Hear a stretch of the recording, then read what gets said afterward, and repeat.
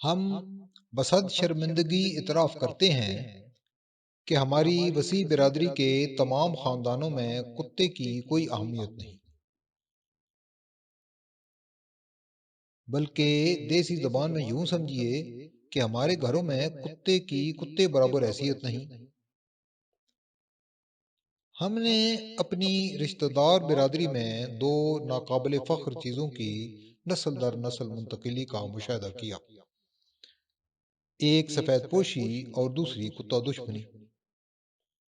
ہم ایسے عجیب الفطرت جاٹ ہیں کہ جن کی گائے، بھینسوں اور بیلوں کے لیے خوراک کا معقول بندوبست ہے، لیکن کسی کتے کے نصیب میں ہمارے گھروں کی بچی کچی روٹی کا ٹکڑا تک نہیں۔ آج جب 21ویں صدی کی ترقی یافتہ تہذیب میں کتا اپنا وجود منوا چکا ہے اور مہذب گھروں میں کتے انسانوں سے زیادہ عزت و توقیر کے مستحق ٹھہرے ہیں، ہم ابھی تک کتا دشمنی کے غیر تہذیب یافتہ اور غیر ترقی پسند جذبات کے آثار میں محصور ہیں۔ ایک طرف کتوں سے متعلق بلے شاہ کا خدشہ، بازی لے گئے کتے تینتوں اتے درست ثابت ہو چکا ہے، اور دنیا میں کتوں کے لیے شاندار ریستوران اور جدید سہولتوں سے آراستہ اسپتال قائم ہو چکے ہیں، تو دوسری طرف ہمارا خاندان ہنوز کتوں کو تسلیم نہ کرنے کی ہٹ درمی پر قائم ہے۔ ہمارے بچپن میں جب اخلاقی اقدار کمرشلائز نہ ہوئی تھیں، ہم نے گاؤں کے اپنے ڈیرے پر ہمیشہ مہمانوں کی بہتات دیکھی۔ ان میں ہمارے بزرگان کے یار دوستوں کے علاوہ مویشیوں کے بے وپاری، پھیری کے ذریعے اشیاء بیچنے والے، پاپیادہ سفر کرنے والے اجنبی مسافر شامل ہوتے، جو قیام و طعام کی خاطر ہمارے غریب خانے کو رونق بخشتے تھے۔ رات کو سردیوں میں آگ کے الاؤ اور گرمیوں میں چاند کی روشنی میں محفل جمتی، تو بھانت بھانت کے مہمانان گرامی اپنے اپنے سفر کے دلچسپ تجربات بیان کرتے۔ کئی مہمانوں کے ہمراہ ان کے جانور بھی ہوتے، ہمارے بڑے مہمانوں کے ساتھ ساتھ ان کے مویشیوں کی سیوا میں بھی کوئی کسر اٹھا نہ رکھتے تھے۔ تاہم بدقسمتی سے کتا جس مہمان کا ہم سفر ہوتا، اسے نہ صرف ہمارے بزرگوں کی طرف سے واضح سردمہری کا سامنا کرنا پڑتا، بلکہ اس کے کتے کی خاطر مدارت پر بھی قطعاً کوئی توجہ نہ دی جاتی۔ یہی نہیں بلکہ مہمان کتے کی عزت نفس مجروح کرنے کی بھی حتی المقدور سے ہی کی جاتی۔ بچپن کی چاند راتوں میں ہم نے ایک اور دلخراش منظر کا بھی بارہا مرتبہ تماشا کیا ہے۔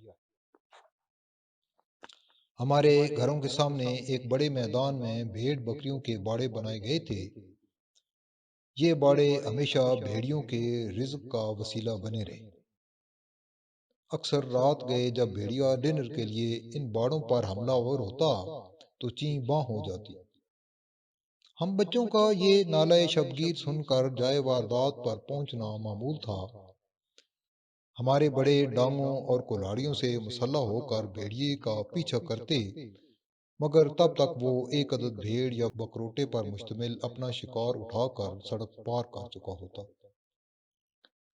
ایسے ہر سہانے کے بعد بزرگوں کی ہنگامی میٹنگ بھی معمول کا حصہ تھی، جس میں آئندہ کے لیے بھیڑیے کے دانت کھٹے کرنے کے طریقوں پر غور ہوتا۔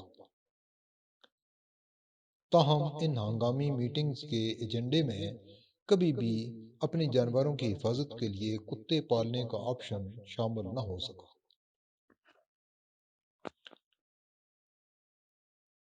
بہت سال پہلے کی بات ہے، ہمارے ایک کزن نے خاندانی روایت توڑتے ہوئے ڈوگی نامی ایک کتا پال لیا۔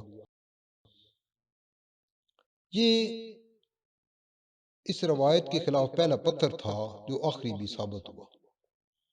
ہرما نصیب کتے کا ہمارے گھروں میں آنا تھا کہ ہماری اخلاقیات کو سخت متلی کی شکایت ہو گئی۔ بلا تخصیص مرد و زن سالم برادری کے غم و غصے کا یہ عالم تھا کہ جیسے ہمارے ہاں راہ کا ایجنٹ گھس آیا ہو۔ یوں سمجھیں کہ نفرت کا ایک بھڑکتا الاؤ تھا جس میں کتے کے وفادارانہ جذبات جل کر بھسم ہو گئے۔ مظلوم کتا جس گھر یا فرد کے قریب سے گزرتا، اسے ایسے تضحیک آمیز اور زہر میں بجھے جملوں کا سامنا کرنا پڑتا کہ اس کا جگر چھلنی ہو جاتا، مگر آفرین ہے اس کتے کے بچے پر جس نے جیتے جی ہمارا ساتھ چھوڑنے سے انکار کر دیا۔ ڈوگی کے لیے سب سے کڑا وقت وہ ہوتا جب اس کا سامنا ہمارے ایک سخت گیر بزرگ سے ہو جاتا۔ ایسے میں خوشی سے بزرگوار کا ذہنی و جسمانی توازن متزلزل ہو جاتا۔ وہ اسے بارود بھرے لہجے میں آئیے ڈوگی صاحب کہہ کر بلا تاخیر جوتے، لاٹھی یا پتھر پر لپکتے۔ ایک دن ان کی فیملی کھانے پر بیٹھی تھی کہ اتفاقاً بدنصیب ڈوگی کو گزر وہاں سے ہو گیا۔ بزرگ ہتھوں اکھڑ گئے۔ انہوں نے زہریلے لہجے میں کہا، آئیے جناب، کیا آپ ہمارے ساتھ بیٹھ کر کھانا کھانے کا ارادہ رکھتے ہیں؟ پھر یکدم بہشتی نے جمپ لگایا اور اپنی لاٹھی اٹھا لی۔ کتے نے جان بچانے کی خاطر نزدیکی کھیتوں کا رخ کیا۔ خدا غریق رحمت کرے، وہ سخت گیر بزرگ ڈوگی کو اپنا وسیع رقبہ پار کرا کے واپس آئے۔ وہ منظر تو ہمارے حافظے پر لمحہ موجود کی صورت ثابت ہے جب بھوک موئے ڈوگی نے ہمارے دادا جان مرحوم کا کھونڈا چاٹ لیا۔